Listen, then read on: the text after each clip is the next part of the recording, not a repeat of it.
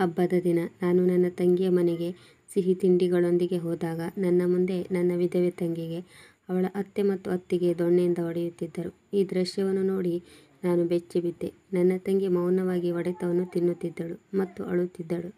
ಅವಳ ಬಟ್ಟೆಯನ್ನು ಹರಿದು ಹಾಕಿದರು ಮತ್ತು ನನ್ನ ತಂಗಿಯನ್ನು ಅವಳ ಅತ್ತೆ ಹೊರಕ್ಕೆ ತಳ್ಳಿದಳು ಮತ್ತು ನಿನ್ನ ಕೆಟ್ಟ ನಡತೆಯ ತಂಗಿಯನ್ನು ಇಲ್ಲಿಂದ ಕರೆದುಕೊಂಡು ಹೋಗು ಎಂದು ಹೇಳಿ ಮನೆಯಿಂದ ಹೊರ ಹಾಕಿದರು. ಆಕೆಗೂ ನಮಗೂ ಸಂಬಂಧವಿಲ್ಲ ಎಂದು ಹೇಳಿದರು. ನಾನು ನನ್ನ ತಂಗಿಯ ಸ್ಥಿತಿಯನ್ನು ನೋಡಿ ನಾನು ಅವಳನ್ನು ತಬ್ಬಿಕೊಂಡು ಸಮಾಧಾನಪಡಿಸಿದೆ ಮತ್ತು ನನ್ನ ತಂಗಿಯನ್ನು ನನ್ನ ಮನೆಗೆ ಕರೆತಂದೆ. ಒಂದು ದಿನ ನನ್ನ ಹೆಂಡತಿ ಅವಳ ತಾಯಿಯ ಮನೆಗೆ ಹೋಗಿದ್ದಳು ಮತ್ತು ನಾನು ಕೋಣೆಯಲ್ಲಿದ್ದೆ. ನನ್ನ ತಂಗಿ ಹೊರಗಡೆ ಬೆಡ್ ಮೇಲೆ ಮಲಗಿದ್ದಳು. ಜೋರಾಗಿ ಮಳೆ ಬರುತ್ತಿತ್ತು. ನಾನು ಎದ್ದು ನನ್ನ ಕೋಣೆಯಲ್ಲಿ ನನ್ನ ತಂಗಿಯ ಬೆಡ್ಡನ್ನು ಇರಿಸಿದೆ. ಆದರೆ ಸ್ವಲ್ಪ ಸಮಯದ ನಂತರ ನನ್ನ ತಂಗಿಯ ಮಂಚವು ಅಲುಗಾಡುತ್ತಿದೆ ಎಂದು ನನಗೆ ಅನಿಸಿತು. ಅವಳ ಮಂಚದ ಮೇಲೆ ಒಬ್ಬ ವ್ಯಕ್ತಿ ಇದ್ದಾನೆ. ರೂಮಿನ ಲೈಟ್ ಆನ್ ಮಾಡಿದ ತಕ್ಷಣ ಎದುರಿಗೆ ನನ್ನ ತಂಗಿ ನಿಂತಿದ್ದಳು. ಅವಳನ್ನು ನೋಡಿ ನನ್ನ ಹೃದಯ ಒಡೆದು ಹೋಯಿತು. ನನ್ನ ಹೆಸರು ಗೌತಮ್. ನನ್ನ ಅಪ್ಪ ಅಮ್ಮ ಅಗಲಿ ತುಂಬ ವರ್ಷಗಳಾಗಿದ್ದವು. ನನಗೆ ಒಬ್ಬಳು ತಂಗಿ ಇದ್ದಾಳೆ. ನಾನು ಅವಳ ಮದುವೆ ಮಾಡಿಸಿದ್ದೆ ಮತ್ತು ನಾನು ಸ್ವತಃ ಮದುವೆಯಾಗಿ ನನಗೆ 3 ಮಕ್ಕಳಿದ್ದಾರೆ. ನನ್ನ ಮನೆಯಲ್ಲಿ ನನ್ನ ಹೆಂಡತಿಯೇ ಯಜಮಾನಿಯಾಗಿದ್ದಳು ಮತ್ತು ನಾನು ಅವಳು ಹೇಳಿದಂತೆ ಕೇಳುತ್ತಿದ್ದೆ. ನಾನು ನನ್ನ ಹೆಂಡತಿಯ ವಿರುದ್ಧ ನಿಲ್ಲಲು ಸಾಧ್ಯವಿಲ್ಲ. ಕೆಲವೊಮ್ಮೆ ನನ್ನ ಹೆಂಡತಿಯಿಂದ ನನಗೆ ಉಸಿರು ಕಟ್ಟಿದಂತಾಗುತ್ತಿತ್ತು. ನಾನು ಅವಳೊಂದಿಗೆ ಸಂತೋಷವಾಗಿರಲಿಲ್ಲ.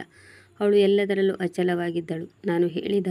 ನಾನು ಹೇಳಿದ ಒಂದೇ ಒಂದು ಮಾತನ್ನು ಕೇಳುತ್ತಿರಲಿಲ್ಲ. ನಾನು ಅವಳ ಮಾತು ಕೇಳದಿದ್ದರೆ ಅವಳು ಜಗಳವಾಡುತ್ತಿದ್ದಳು ಮತ್ತು ಮನೆ ಬಿಟ್ಟು ಹೋಗುತ್ತಿದ್ದಳು. ನನ್ನ ಮಕ್ಕಳು ತಮ್ಮ ತಾಯಿಯನ್ನು ನೆನೆದು ಅಳುತ್ತಿದ್ದರು.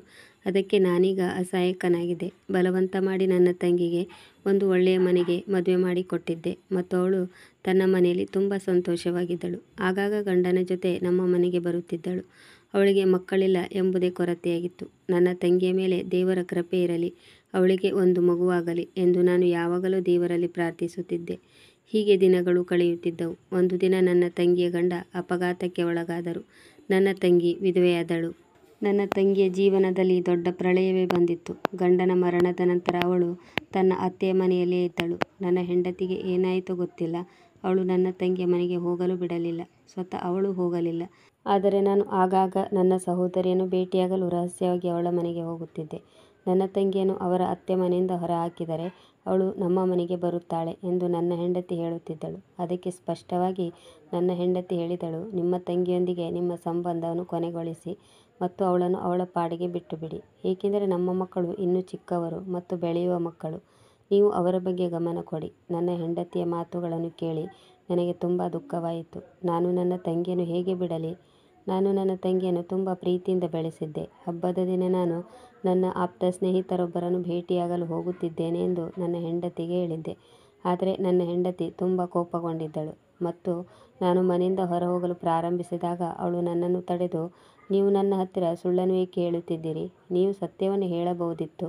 ನೀವು ನಿಮ್ಮ ತಂಗಿಯನ್ನು ಭೇಟಿಯಾಗಲು ಹೋಗುತ್ತಿದ್ದೀರಿ ಎಂದು ಸತ್ಯವನ್ನು ಹೇಳಬಹುದಿತ್ತು. ಅವಳ ಮಾತಿಗೆ ನಾನು ಪ್ರತಿಕ್ರಿಯಿಸಲಿಲ್ಲ. ಹಬ್ಬದ ದಿನ ಜಗಳ ಬೇಡ ಎಂದು ಸುಮ್ಮನಿದ್ದು ತಂಗಿಯ ಮನೆಗೆ ಹೋದೆ. ತಂಗಿಯ ಮನೆಗೆ ಬರಿಗೈಲಿ ಹೋಗುವುದು ಸರಿಯಲ್ಲ ಎಂದು ಸಿಹಿ ತಿಂಡಿಗಳ ಬದಲು ಒಂದಿಷ್ಟು ಹಣ್ಣು ಕೊಂಡಿದ್ದೆ. ಅವಳ ಅತ್ತೆ ತುಂಬ ಕಟ್ಟುನಿಟ್ಟಾಗಿದ್ದಳು ಮತ್ತು ಅವಳ ಬಡತನದ ಬಗ್ಗೆ ಅವಳನ್ನು ಆಗಾಗ ದೂಷಿಸುತ್ತಿದ್ದಳು. ಈಗಂತೂ ಗಂಡನ ಸಹಾಯವೂ ಇರಲಿಲ್ಲ. ನನ್ನ ತಂಗಿಯ ಗಂಡ ಇರುವಾಗ ನನ್ನ ತಂಗಿಯ ಪರ ಮಾತನಾಡಿ ತನ್ನ ತಾಯಿಯನ್ನು ಸುಮ್ಮನಾಗಿಸುತ್ತಿದ್ದ. ನಾನು ನನ್ನ ತಂಗಿಯ ಮನೆಗೆ ತಲುಪಿದ್ದೆ. ಆದರೆ ಅಲ್ಲಿ ಹೋದಾಗ ತಂಗಿಯ ಮನೆಯವರೆಲ್ಲ ಸೇರಿ ತಂಗಿಗೆ ಹೊಡೆಯುತ್ತಿದ್ದ ದೃಶ್ಯ ಕಂಡೆ. ಆಗ ನನ್ನ ತಂಗಿಯ ಅತ್ತೆ ನನ್ನ ಮನಸ್ಸನ್ನು ಕೆಡಿಸಿದಳು. ಅವಳು ಹೇಳಿದಳು, ನಾನು ನಿನ್ನ ತಂಗಿಯನ್ನು ರೆಡ್ ಹ್ಯಾಂಡ್ ಆಗಿ ಹಿಡಿದಿದ್ದೇನೆ. ನನ್ನ ಮಗ ತೀರಿ ಹೋಗಿ ಇನ್ನು 1 ತಿಂಗಳೂ ಕಳೆದಿಲ್ಲ. ನಿನ್ನ ತಂಗಿಯನ್ನು ಭೇಟಿಯಾಗಲು ರಾತ್ರಿಯ ವೇಳೆ ನಿನ್ನ ತಂಗಿಯ ಪ್ರೇಮಿ ರಹಸ್ಯವಾಗಿ ಬರುತ್ತಾನೆ. ನನ್ನ ಮಗನ ಸಾವಿಗೆ ಇದೇ ಕಾರಣ ಎಂದು ನನಗೂ ಖಚಿತವಾಗಿದೆ. ಆದ್ದರಿಂದ ನಾನು ಈಗ ಅದನ್ನು ಸಹಿಸುವುದಿಲ್ಲ. ನಾನು ಅವಳಿಗೆ ಮನೆಯಲ್ಲಿ ಜಾಗ ನೀಡಿದೆ. ಅವಳು ಈಗ ವಿಧವೆ. ಆದರೆ ಅವಳು ನಮ್ಮ ಗೌರವವನ್ನು ಹಾಳು ಮಾಡಿದ್ದಾಳೆ. ನಮ್ಮ ಮನೆಯಲ್ಲಿ ಚಿಕ್ಕ ಹುಡುಗಿಯರಿದ್ದಾರೆ. ನಿಮ್ಮ ತಂಗಿಯನ್ನು ನಿಮ್ಮ ಮನೆಗೆ ಕರೆದುಕೊಂಡು ಹೋಗಿ. ನನ್ನ ತಂಗಿಯ ಅತ್ತೆಯ ಮಾತಿಗೆ ನನಗೆ ಆಶ್ಚರ್ಯವಾಯಿತು. ಅವಳ ಅತ್ತೆಯ ಮಾತಿಗೆ ಬೆರಗಾಗಿ ನೋಡಿದೆ. ಅವಳ ಅತ್ತೆ ಅವಳ ಮುಖ ಕೆಂಪಾಗುವಷ್ಟು ಥಳಿಸಿದ್ದಳು. ಹಲವೆಡೆ ಬಟ್ಟೆಯೂ ಹರಿದಿತ್ತು. ನಿಮಗೆ ಏನೋ ತಪ್ಪು ತಿಳುವಳಿಕೆಯಾಗಿದೆ ಎಂದು ಅವರ ಅತ್ತೆಗೆ ತಿಳಿಸಲು ಪ್ರಯತ್ನಿಸಿದೆ. ಆದರೆ ನನ್ನ ತಂಗಿಯು ಮೌನವಾಗಿ ತಲೆಬಾಗಿ ನಿಂತಿದ್ದಳು ಮತ್ತು ಅವಳು ತನ್ನ ಅತ್ತೆಯ ಆರೋಪಗಳನ್ನು ನಿರಾಕರಿಸಲಿಲ್ಲ. ನಾನು ನನ್ನ ತಂಗಿಯನ್ನು ಕೇಳಿದೆ, ನಿಮ್ಮ ಅತ್ತೆ ಹೇಳುವುದು ನಿಜವೇ? ಆದರೆ ಅವಳು ಇನ್ನೂ ಮೌನವಾಗಿಯೇ ಇದ್ದಳು ಮತ್ತು ಅವಳ ಮೌನವು ಅವಳನ್ನು ಅಪರಾಧಿ ಎಂದು ಸಾಬೀತುಪಡಿಸುತ್ತಿತ್ತು. ನನ್ನ ತಂಗಿಯ ಅತ್ತೆಯು ಅವಳ ಸಾಮಾನುಗಳನ್ನು ನನ್ನ ಮುಂದೆ ಎಸೆದು, ಈ ಕೆಟ್ಟ ನಡವಳಿಕೆ ಹೆಂಗಸನ್ನು ನಿನ್ನ ಜೊತೆ ಕರೆದುಕೊಂಡು ಹೋಗು ಎಂದರು. ನಾನು ಮರು ಮಾತನಾಡದೆ ನನ್ನ ತಂಗಿಯನ್ನು ನಮ್ಮ ಮನೆಗೆ ಕರೆದುಕೊಂಡು ಬಂದೆ. ಮನೆಯಲ್ಲಿ ಕುಳಿತಿದ್ದ ನನ್ನ ಹೆಂಡತಿ ನನ್ನ ಜೊತೆಯಲ್ಲಿದ್ದ ನನ್ನ ತಂಗಿಯನ್ನು ನೋಡಿ ಗಲಾಟೆ ಮಾಡಿದಳು ಮತ್ತು ಹೇಳಿದಳು, ಅವಳು ಮೊದಲು ತನ್ನ ಗಂಡನನ್ನು ತಿಂದಳು, ಈಗ ನೀನು ಅವಳನ್ನು ನಮ್ಮ ಮನೆಗೆ ಕರೆತಂದಿದ್ದೀಯ. ಅವಳ ಅತ್ತೆ ಅವಳನ್ನು ತನ್ನ ಮನೆಯಲ್ಲಿಟ್ಟುಕೊಳ್ಳಲು ಬಯಸುವುದಿಲ್ಲ, ಏಕೆಂದರೆ ನಿನ್ನ ತಂಗಿಗೆ ಅವಳ ಗಂಡನ ಪಾಲನ್ನು ಕೊಡಬೇಕಾಗುತ್ತದೆ. ನೀವು ಅವಳನ್ನು ಅಲ್ಲೇ ಬಿಟ್ಟು ಬರಬೇಕಾಗಿತ್ತು. ನನ್ನ ಹೆಂಡತಿಗೆ ಅವಳ ಅತ್ತೆ ನನ್ನ ತಂಗಿಯ ಮೇಲೆ ಏನು ಆರೋಪ ಮಾಡಿದ್ದಾಳೆಂದು ನಾನು ಹೇಗೆ ಹೇಳಲಿ?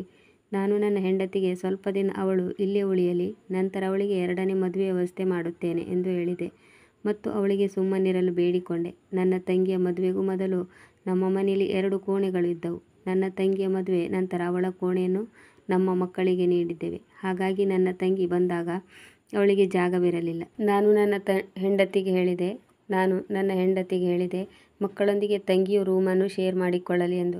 ಆದರೆ ನನ್ನ ಮಕ್ಕಳು ಸಾರಾಸಗಟಾಗಿ ನಿರಾಕರಿಸಿದರು ಮತ್ತು ಹೇಳಿದರು, ಪಾಪ ಅತ್ತೆಯನ್ನು ನಿಮ್ಮ ಕೋಣೆಯಲ್ಲಿ ಇರಿಸಿಕೊಳ್ಳಿ ಎಂದು ಹೇಳಿದರು. ನಾನು ನನ್ನ ತಂಗಿಯನ್ನು ನನ್ನ ಕೋಣೆಯಲ್ಲಿ ಹೇಗೆ ಇಟ್ಟುಕೊಳ್ಳಲಿ? ಅದಕ್ಕೆ ನನ್ನ ಹೆಂಡತಿ ಹೇಳಿದಳು, ನೀವೇನು ಚಿಂತೆ ಮಾಡಬೇಡಿ, ನಿಮ್ಮ ತಂಗಿಗೆ ಅಂಗಳದಲ್ಲಿ ಬೆಡ್ಡನ್ನು ಹಾಕಿಕೊಡುತ್ತೇನೆ, ಅವಳು ಅಲ್ಲೇ ಮಲಗಿಕೊಳ್ಳುತ್ತಾಳೆ. ನನ್ನ ಹೆಂಡತಿ ಆಡಿದ ಮಾತು ನನಗೆ ಇಷ್ಟವಾಗಲಿಲ್ಲ. ಆದರೆ ನನ್ನ ಮನೆಯನ್ನು ನನ್ನ ಹೆಂಡತಿಯೇ ಆಳುತ್ತಿದ್ದಳು, ಆದ್ದರಿಂದ ನಾನು ಮೌನಿಯಾಗಿದ್ದೆ. ನನ್ನ ತಂಗಿ ತನ್ನ ಅತ್ತೆ ತನ್ನ ಮೇಲೆ ಮಾಡಿದ ಆರೋಪವನ್ನು ಯಾಕೆ ವಿರೋಧಿಸಲಿಲ್ಲ ಎಂದು ನನಗೆ ಇನ್ನೂ ಅರ್ಥವಾಗಿರಲಿಲ್ಲ. ತನಗೆ ಪ್ರೇಮಿಯಿಲ್ಲ ಎಂದು ಏಕೆ ಹೇಳಲಿಲ್ಲ? ಆದರೆ ನನ್ನ ವೇದನೆಯನ್ನು ನನ್ನ ಹೆಂಡತಿಯ ಮುಂದೆ ತೋರ್ಪಡಿಸಿಕೊಳ್ಳಲಿಲ್ಲ, ಏಕೆಂದರೆ ನನ್ನ ಹೆಂಡತಿಗೆ ಈ ವಿಷಯ ತಿಳಿದರೆ ಅಂಗಳದಲ್ಲಿಯೂ ನನ್ನ ತಂಗಿಗೆ ಜಾಗ ಕೊಡುವುದಿಲ್ಲ. ನನ್ನ ತಂಗಿ ಮನೆಗೆ ಬಂದು ಕೇವಲ 1 ದಿನ ಮಾತ್ರ ಕಳೆದಿದೆ. ನನ್ನ ಹೆಂಡತಿ ಇಡೀ ಮನೆಯ ಜವಾಬ್ದಾರಿಯನ್ನು ಅವಳ ಮೇಲೆ ಹಾಕಿದಳು. ನಾನು ಸಹ ನನ್ನ ಹೆಂಡತಿಯ ಮಾತಿನಂತೆ ಅಡುಗೆ ಮಾಡುವ ಮತ್ತು ಸ್ವಚ್ಛಗೊಳಿಸುವ ಕೆಲಸವನ್ನು ನನ್ನ ತಂಗಿಗೆ ವಹಿಸಿದ್ದೆ. ಇದರಿಂದ ನನ್ನ ಹೆಂಡತಿಯು ನಿರಾತಂಕವಾದಳು ಮತ್ತು ನನ್ನ ತಂಗಿಯು ಮನೆಯ ಎಲ್ಲ ಕೆಲಸಗಳನ್ನು ಮಾಡಲು ಪ್ರಾರಂಭಿಸಿದಳು, ಏಕೆಂದರೆ ಅವಳಿಗೆ ನನ್ನ ಹೆಂಡತಿಯ ಸ್ವಭಾವ ಗೊತ್ತಿತ್ತು. ನನಗೆ ಇದೆಲ್ಲವೂ ಇಷ್ಟವಿಲ್ಲದಿದ್ದರೂ ನನ್ನ ಹೆಂಡತಿಗೆ ಒಂದು ಮಾತು ಹೇಳುವ ಧೈರ್ಯ ಕೂಡ ನನಗೆ ಇರಲಿಲ್ಲ. ಆದ್ದರಿಂದ ನಾನು ನನ್ನ ತಂಗಿಯನ್ನು ಮನೆ ಕೆಲಸಕ್ಕೆ ನೇಮಿಸಿದೆ. ನಾನು ಕೆಲಸದಿಂದ ಹಿಂತಿರುಗಿದಾಗ ನನ್ನ ಹೆಂಡತಿ ತುಂಬ ವಿಚಿತ್ರವಾದ ಮಾತನ್ನು ಹೇಳಿದಳು. ನಿನ್ನ ತಂಗಿಯ ನಡತೆ ನನಗೆ ಇಷ್ಟವಾಗಲಿಲ್ಲ. ಅವಳ ಗಂಡ ಸತ್ತ ಮೇಲೆ ಅವಳು ಅಲೆಮಾರಿಯಾಗಿದ್ದಾಳೆ. ನನ್ನ ಹೆಂಡತಿ ಬಾಯಿಂದ ಇದನ್ನು ಕೇಳಿ ನಾನು ಕೋಪದಿಂದ ಅವಳತ್ತ ನೋಡಿದೆ. ನೀನು ಏನು ಹೇಳುತ್ತಿದ್ದೀಯಾ? ನನ್ನ ತಂಗಿ ವಿಧವೆ, ಅವಳು ತೊಂದರೆಯಲ್ಲಿದ್ದಾಳೆ, ಅವಳ ವಿರುದ್ಧ ಹೀಗೆ ಮಾತನಾಡುತ್ತಿದ್ದೀಯಾ? ಆಗ ನನ್ನ ಹೆಂಡತಿ, ನಾನು ಹೇಳುವುದನ್ನು ನೀವು ನಂಬದಿದ್ದರೆ ನಾನು ನನ್ನ ಕಣ್ಣುಗಳಿಂದ ನೋಡಿದ ಎಲ್ಲ ಸತ್ಯವನ್ನು ಹೇಳುತ್ತೇನೆ. ಆತುರ ಪಡಬೇಡ, ಸತ್ಯ ಗೊತ್ತಾದ ಮೇಲೆ ತಲೆ ಮೇಲೆ ಕೈ ಹೊತ್ತು ಕೂರುತ್ತೀರಿ ಅಂತ ಸಿಟ್ಟಿನಿಂದ ಹೇಳಿದಳು. ನಿಮ್ಮ ತಂಗಿ ಯಾರನ್ನು ಗುಟ್ಟಾಗಿ ಮೀಟ್ ಮಾಡ್ತಾಳೆ, ಅವಳು ಯಾರನ್ನು ಹುಡುಕಿಕೊಂಡು ಹೋಗುತ್ತಾಳೆ. ನಮ್ಮ ತಲೆಯ ಮೇಲೆ ಅಪಖ್ಯಾತಿಯ ಮೋಡ ಕವಿಯಲಿದೆ. ನನ್ನ ಹೆಂಡತಿ ಇದರ ಬಗ್ಗೆ ಹೇಳಿದಾಗ ನನ್ನ ತಂಗಿಯ ಅತ್ತೆ ಹೇಳಿದ ಮಾತು ನೆನಪಾಯಿತು. ಅವಳು ಕೂಡ ಅದೇ ರೀತಿ ಹೇಳಿದ್ದಳು. ನಾನು ಸ್ವಲ್ಪ ಸಮಯ ಮೌನವಾಗಿದ್ದೆ ಮತ್ತು ನನ್ನ ಹೆಂಡತಿಗೆ ಹೇಳಿದೆ, ಅವಳು ದುಃಖವನ್ನಾದರೂ ಮರೆಯಲು ಬಿಡು. ಅದಕ್ಕೂ ಮೊದಲು ನಾನು ಅವಳ ಮದುವೆಯನ್ನು ಮಾಡಿಸುವ ಬಗ್ಗೆ ಯೋಚಿಸಲು ಸಹ ಸಾಧ್ಯವಿಲ್ಲ. ನನ್ನ ಮಾತು ಕೇಳಿ ನನ್ನ ಹೆಂಡತಿ ಜೋರಾಗಿ ನಕ್ಕಳು. ಅವಳ ದುಃಖ ನಿಮಗೆ ತಿಳಿಯುತ್ತದೆ, ಆದರೆ ನಮ್ಮ ಗೌರವದ ಬಗ್ಗೆ ಅವಳು ಕಾಳಜಿ ವಹಿಸುವುದಿಲ್ಲ. ಅವಳು ನಿಮ್ಮ ಮುಖಕ್ಕೆ ಮಸಿ ಬಳಿದು ಹೋಗುತ್ತಾಳೆ, ಆಮೇಲೆ ನಾವು ನಮ್ಮ ಕೈಗಳನ್ನು ಹಿಚುಕಿಕೊಳ್ಳಬೇಕಾಗುವುದು ಎಂದು ಖಾರವಾಗಿ ಹೇಳುತ್ತಾ ನನ್ನ ಹೆಂಡತಿ ತನ್ನ ಮಕ್ಕಳ ಕೋಣೆಗೆ ಹೋದಳು ಮತ್ತು ನಾನು ಯೋಚನೆಯಲ್ಲಿ ಕಳೆದು ಹೋಗಿದ್ದೆ. ನನ್ನ ಸಹೋದರಿ ನಿಜವಾಗಿಯೂ ಕೆಟ್ಟವಳೇ? ಅವಳು ಯಾರೊಂದಿಗಾದರೂ ಅನೈತಿಕ ಸಂಬಂಧ ಹೊಂದಿದ್ದಾಳಾ? ಅವಳ ಅತ್ತೆ ಮತ್ತು ನನ್ನ ಹೆಂಡತಿ ಇಬ್ಬರು ಒಂದೇ ರೀತಿ ಹೇಳಲು ಹೇಗೆ ಸಾಧ್ಯ? ಆದರೆ ನಾನು ನನ್ನ ತಂಗಿಯನ್ನು ಅವಳ ಅತ್ತೆಯ ಮನೆಯಿಂದ ಏಕೆ ಕರೆತಂದಿದ್ದೇನೆ ಎಂದು ನನ್ನ ಹೆಂಡತಿಗೆ ಹೇಳಲಿಲ್ಲ. ನನ್ನ ತಂಗಿ ಒಬ್ಬಳೇ ಇರುವಾಗ ನಾನು ವಿಷಯವೇನೆಂದು ತಿಳಿದುಕೊಳ್ಳುತ್ತೇನೆ. ಹೀಗೆ 2 ದಿನಗಳು ಕಳೆದವು. ನನ್ನ ಹೆಂಡತಿ ಇಂದು ಮಾರುಕಟ್ಟೆಗೆ ಹೋಗಿದ್ದಳು ಮತ್ತು ಮಕ್ಕಳು ಟ್ಯೂಷನ್ಗೆ ಹೋಗಿದ್ದರು. ಮನೆಯಲ್ಲಿ ನಾನು ಮತ್ತು ನನ್ನ ತಂಗಿ ಮಾತ್ರ ಇದ್ದೆವು. ನನ್ನ ತಂಗಿ ನನಗೆ ಚಹಾ ತೆಗೆದುಕೊಂಡು ಬಂದಾಗ ನಾನು ಅವಳನ್ನು ನನ್ನ ಪಕ್ಕದಲ್ಲಿ ಕುಳ್ಳಿರಿಸಿಕೊಂಡೆ ಮತ್ತು ಆ ದಿನ ನಿಮ್ಮ ಅತ್ತೆಗೆ ಏನಾಯಿತು? ನಿಮ್ಮ ಅತ್ತೆ ಏನು ಹೇಳುತ್ತಿದ್ದರು ಎಂದು ಕೇಳಿದೆ. ನಿನ್ನ ಮೇಲೆ ದೊಡ್ಡ ಆಪಾದನೆ ಹೊರಿಸುವಂಥ ಕೆಲಸ ನೀನು ಏನು ಮಾಡಿದೆ? ನನ್ನ ಮಾತು ಕೇಳಿ ಅವಳು ತಲೆಬಾಗಿ ಮೌನವಾಗಿ ಕುಳಿತುಕೊಂಡಳು.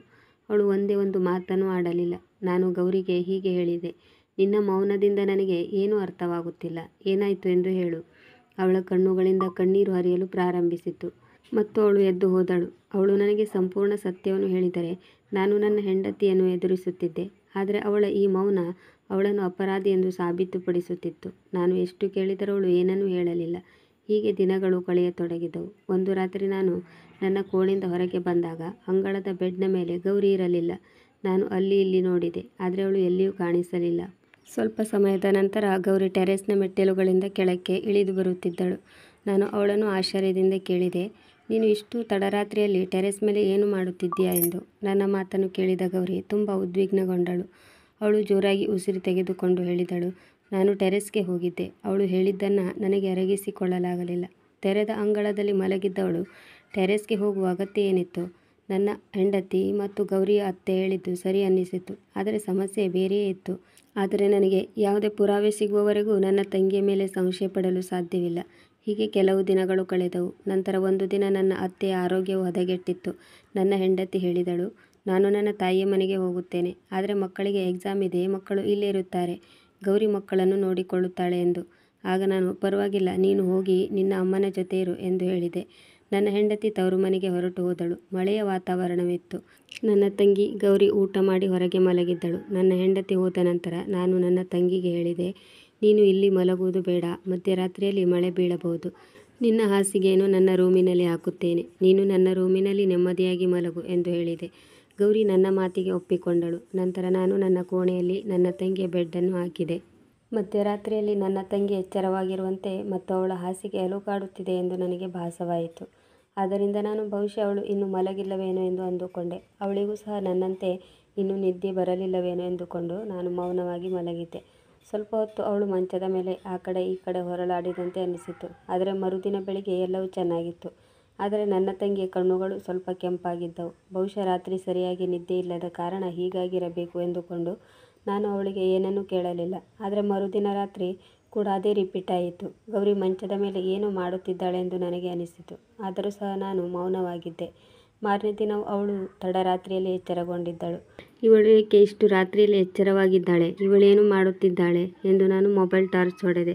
ನನ್ನ ಎದುರಿಗಿನ ದೃಶ್ಯ ನೋಡಿ ನಾನು ಬೆರಗಾದೆ. ರಾತ್ರಿ ಕತ್ತಲಲ್ಲಿ ನನ್ನ ತಂಗಿ ಕುಳಿತುಕೊಂಡಿದ್ದಳು ಮತ್ತು ಒಣ ರೊಟ್ಟಿಯನ್ನು ಮುರಿದು ತಿನ್ನುತ್ತಿದ್ದಳು. ನನ್ನ ತಂಗಿ ಇಷ್ಟು ಗಟ್ಟಿಯಾದ ರೊಟ್ಟಿ ತಿನ್ನುತ್ತಿರುವುದನ್ನು ನಾನು ನೋಡುತ್ತಾ ಕುಳಿತೆ. ನಂತರ ನಾನು ಎದ್ದು ಅವಳ ಹಾಸಿಗೆ ಪಕ್ಕಕ್ಕೆ ಹೋದೆ ಮತ್ತು ಅವಳು ಹೊದ್ದುಕೊಂಡ ದುಪ್ಪಟ್ಟವನ್ನು ಎಳೆದೆ. ಅವಳು ಭಯಪಟ್ಟು ರೊಟ್ಟಿಯನ್ನು ಬಚ್ಚಿಟ್ಟಳು. ಅವಳು ಕಳ್ಳತನ ಮಾಡಿದಂತೆ ನನ್ನಿಂದ ದೂರ ದೂರ ಹೋಗುತ್ತಿದ್ದಳು. ನಾನು ಆಶ್ಚರ್ಯದಿಂದ ಗೌರಿಯನ್ನು ಕೇಳಿದೆ, ನೀನು ಏನು ಮಾಡುತ್ತಿದ್ದೀಯಾ, ನಿನಗೆ ಹಸಿದಿದ್ದರೆ? ಅವಳು ಅಳಲು ಪ್ರಾರಂಭಿಸಿದಳು ಮತ್ತು ಹೇಳಿದಳು, ತಾಜಾ ತಿಂಡಿ ತಿನ್ನಲು ಅತ್ತಿಗೆ ನನಗೆ ನಿರ್ಬಂಧವನ್ನು ವಿಧಿಸಿದ್ದಾಳೆ. ನಾನು ಅಳಿದುಳಿದ ಆಹಾರವನ್ನು ಮಾತ್ರ ತಿನ್ನುತ್ತೇನೆ, ಹಾಗಾಗಿ ರಾತ್ರಿ ಹಸಿವೆಯಾಗುತ್ತದೆ. ನಾನು ಹೆಚ್ಚುಳಿದ ರೊಟ್ಟಿಯನ್ನು ದಿಂಬಿನೊಳಗೆ ಬಚ್ಚಿಟ್ಟು ಮಧ್ಯರಾತ್ರಿ ಗುಟ್ಟಾಗಿ ತಿನ್ನುತ್ತೇನೆ ಎಂದು ಹೇಳಿದಳು. ಗೌರಿಯ ಮಾತು ಕೇಳಿ ನನ್ನ ಹೃದಯ ಹಿಂಡಿದಂತಾಯಿತು. ಅತ್ತಿಗೆ ನಿನಗೆ ಸರಿಯಾಗಿ ಊಟ ನೀಡುತ್ತಿಲ್ಲ ಎಂದು ನನಗೆ ಏಕೆ ಹೇಳಲಿಲ್ಲ ಎಂದು ಕೇಳಿದೆ. ಆಗ ಅವಳು ಹೇಳಿದಳು, ಅಣ್ಣ, ಈ ವಿಷಯವನ್ನು ನಾನು ಯಾರೊಂದಿಗೂ ಹೇಳಿಲ್ಲ. ನನ್ನ ಗಂಡ ಸಾಯುವ ಒಂದು ದಿನದ ಹಿಂದೆ ನನಗೆ ತಿಳಿದಿತ್ತು ನಾನು ಪ್ರೆಗ್ನೆಂಟ್ ಇದ್ದೇನೆ ಎಂದು. ನನ್ನ ಗಂಡ ಹೇಳಿದರು, ನಾನೇ ಈ ವಿಷಯವನ್ನು ಎಲ್ಲರಿಗೂ ಹೇಳುತ್ತೇನೆ ಎಂದು. ಅದಕ್ಕಾಗಿ ನಾನು ಯಾರಿಗೂ ಹೇಳಿರಲಿಲ್ಲ. ಆಮೇಲೆ ಅವರ ಸಾವಾಯಿತು. ನನ್ನ ಗಂಡನ ಸಾವಿನ ಆಘಾತದಿಂದ ನಾನು ಪ್ರೆಗ್ನೆಂಟ್ ಇರುವುದನ್ನೇ ಮರೆತು ಹೋಗಿದ್ದೆ. ಸ್ವಲ್ಪ ದಿನಗಳ ನಂತರ ನಾನು ಚೇತರಿಸಿಕೊಂಡಾಗ ನನ್ನ ಅತ್ತೆಯ ವರ್ತನೆ ತುಂಬ ಕೆಟ್ಟದಾಗಿತ್ತು. ನಾನು ಗರ್ಭಿಣಿಯಾಗಿದ್ದೇನೆಂದು ಹೇಳಲು ಬಯಸಿದ್ದರೂ ಹೇಳಲು ಸಾಧ್ಯವಾಗಲಿಲ್ಲ. ನಂತರ ನನ್ನ ಆರೋಗ್ಯವು ಹದಗೆಡಲು ಪ್ರಾರಂಭಿಸಿತು. ನನ್ನ ಅತ್ತಿಗೆ ತನ್ನ ಪ್ರಿಯಕರನನ್ನು ಭೇಟಿಯಾಗುವುದು ನನಗೆ ತಿಳಿದಿರಲಿಲ್ಲ ಮತ್ತು ನಾನು ಒಂದು ದಿನ ನನ್ನ ಅತ್ತೆಯನ್ನು ಭೇಟಿಯಾಗಲು ಟೆರೆಸ್ ಮೇಲೆ ಅತ್ತೆಯ ರೂಮಿಗೆ ಹೋಗಬೇಕೆಂದುಕೊಂಡೆ. ನಾನು ಟೆರೆಸ್ನ ಮೆಟ್ಟಿಲನ್ನು ಹತ್ತುತ್ತಿರುವಾಗ ಅತ್ತಿಗೆ ನನ್ನನ್ನು ನೋಡಿ ಹಿಂಬಾಲಿಸಿದಳು. ಆ ದಿನ ಅತ್ತಿಗೆ ತನ್ನ ಪ್ರಿಯಕರನನ್ನು ಭೇಟಿಯಾಗಲು ಟೆರೆಸ್ಗೆ ಕರೆದಿದ್ದರು. ಅತ್ತಿಗೆ ನನ್ನನ್ನು ನೋಡಿ ಎಲ್ಲೋ ಕತ್ತಲೆಯಲ್ಲಿ ಮರೆಯಾದಳು ಮತ್ತು ಅತ್ತಿಗೆಯು ನನ್ನನ್ನು ತನ್ನ ಪ್ರೇಮಿಯೊಂದಿಗೆ ನೋಡಿ ನನ್ನ ಜೊತೆ ಕೆಟ್ಟದಾಗಿ ವರ್ತಿಸಲು ಪ್ರಾರಂಭಿಸಿದಳು ಮತ್ತು ನನ್ನನ್ನು ಹೊಡೆಯಲು ಪ್ರಾರಂಭಿಸಿದಳು ಮತ್ತು ಅವಳು ತನ್ನ ಅಪರಾಧವನ್ನು ನನ್ನ ಮೇಲೆ ಹಾಕಿದಳು. ನಾನು ಯಾರಿಗೂ ಏನನ್ನೂ ಹೇಳಲು ಸಾಧ್ಯವಾಗಲಿಲ್ಲ ಮತ್ತು ನನ್ನನ್ನು ಮನೆಯಿಂದ ಹೊರಹಾಕಲಾಯಿತು. ನಾನು ಇಲ್ಲಿಗೆ ಬಂದಾಗ ನಿಮಗೂ ಅತ್ತಿಗೆಗೂ ಈ ವಿಷಯ ಹೇಳಬೇಕೆಂದುಕೊಂಡಿದ್ದೆ, ಆದರೆ ಅತ್ತಿಗೆ ನನ್ನ ಭಾರ ಹೊರಲು ತಯಾರಿರಲಿಲ್ಲ. ನನ್ನ ಹೃದಯದಲ್ಲಿ ಭಯ ಆವರಿಸಿತು. ಒಂದು ವೇಳೆ ನಾನು ಗರ್ಭಿಣಿ ಎಂದು ತಿಳಿದಿದ್ದರೆ ಅತ್ತಿಗೆ ನನಗೆ ಗರ್ಭಪಾತ ಮಾಡಿಸುವಂತೆ ಹೇಳುತ್ತಿದ್ದಳು. ಮತ್ತೆ ನನಗೆ ಇನ್ನೊಂದು ಮದುವೆಯಾಗು ಎಂದು ಹೇಳಬಹುದು ಎಂದು ನಾನು ಸತ್ಯವನ್ನು ಮರೆಮಾಚಿದೆ. ನನ್ನ ಮಗುವನ್ನು ಕಳೆದುಕೊಳ್ಳಲು ನನಗೆ ಇಷ್ಟವಿರಲಿಲ್ಲ. ನಾನು ನನ್ನ ಗಂಡನನ್ನು ತುಂಬ ಪ್ರೀತಿಸುತ್ತಿದ್ದೇನೆ. ಈ ಮಗು ನನ್ನ ಗಂಡನ ಪ್ರೀತಿಯ ಸಂಕೇತ. ಈಗ ನಾನು ಕೆಲವೊಮ್ಮೆ ತುಂಬ ಹಸಿವಾದಾಗ ಟೆರೆಸ್ಗೆ ಹೋಗುತ್ತೇನೆ ಮತ್ತು ರಹಸ್ಯವಾಗಿ ತಿನ್ನಲು ಪ್ರಯತ್ನಿಸುತ್ತೇನೆ. ನೆರೆಮನೆಯಲ್ಲಿ ನನ್ನ ಸ್ನೇಹಿತೆ ರಾಣಿ ಇದ್ದಾಳೆ. ನಾನು ಗರ್ಭಿಣಿಯಾಗಿರುವ ವಿಷಯ ಅವಳಿಗೆ ಹೇಳಿದ್ದೇನೆ. ಅದಕ್ಕೆ ಅತ್ತಿಗೆ ತಿನ್ನಲು ಬಿಡದಿದ್ದಾಗ ಅವಳು ನನಗೆ ಏನನ್ನಾದರೂ ತಿನ್ನಲು ಕೊಡುತ್ತಿದ್ದಳು. ಅತ್ತಿಗೆಗೆ ನಾನು ಯಾರನ್ನೋ ಗುಟ್ಟಾಗಿ ಭೇಟಿಯಾಗುತ್ತಿದ್ದೇನೆಂದು ಅನಿಸುತ್ತಿತ್ತು, ಆದರೆ ರಾಣಿ ನನಗೆ ಊಟದ ವ್ಯವಸ್ಥೆಯನ್ನು ಮಾಡುತ್ತಿದ್ದಳು. ಯಾಕೆಂದರೆ ನಾನು ಈ ಸತ್ಯವನ್ನು ಹೇಳಿದರೆ ನಿನ್ನ ಮನೆ ಹಾಳಾಗುತ್ತದೆ. ನೀನು ನನ್ನಿಂದಾಗಿ ಅತ್ತಿಗೆ ಜೊತೆ ಜಗಳವಾಡುತ್ತಿದ್ದೆ. ಅತ್ತಿಗೆ ತಕ್ಷಣ ಮನೆ ಬಿಟ್ಟು ಹೋಗುತ್ತಿದ್ದಳು. ನನ್ನ ಕಾರಣದಿಂದಾಗಿ ನೀನು ಅತ್ತಿಗೆ ಜೊತೆ ಜಗಳವಾಡುವುದು ನನಗೆ ಇಷ್ಟವಿಲ್ಲ. ಮಕ್ಕಳು ತಿಂದುಬಿಟ್ಟ ಈ ಉಳಿದ ರೊಟ್ಟಿಯನ್ನು ದಿಂಬಿನ ಕೆಳಗೆ ಇಟ್ಟುಕೊಂಡಿದ್ದೆ. ಆದ್ದರಿಂದ ನಾನು ಅದನ್ನು ರಾತ್ರಿ ಹಸಿವಾದಾಗ ತಿನ್ನುತ್ತೇನೆ.